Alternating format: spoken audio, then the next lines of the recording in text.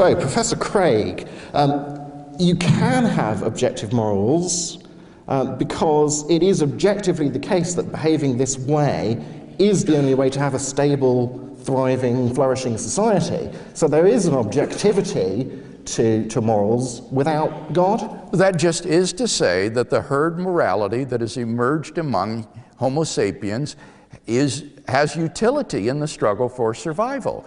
And no one would deny that there are conditions under which Homo sapiens flourish if they have these kind of social interactions.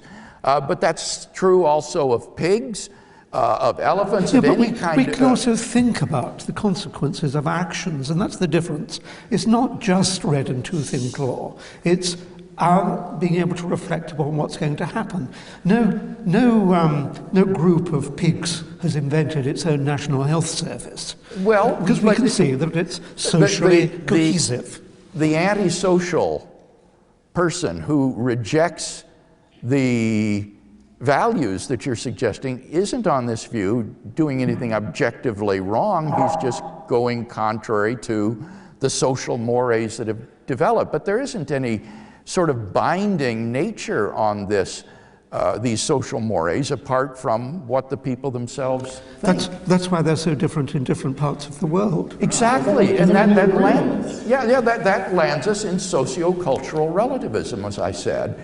Without a transcendent foundation, one culture's values are just as good as another's. But people in Saudi Arabia would think that there is another transcendental reason for cutting off people's hands, whereas you don't. And I would be inclined to be on your side in these matters.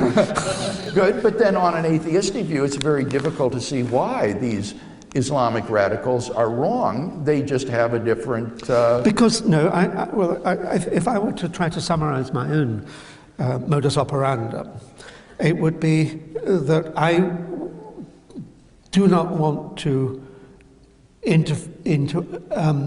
obtrude into the lives of others. I don't want to quench other people's aspirations, would be better put.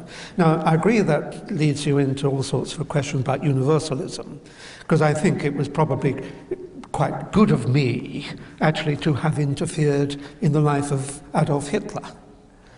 Yes. So I do draw the line somewhere. But on the whole, I think a good way of getting through life is not to thwart the aspirations of others. That's what you think. Yeah. Yeah. Okay. He thwarted a lot of aspirations. Yeah.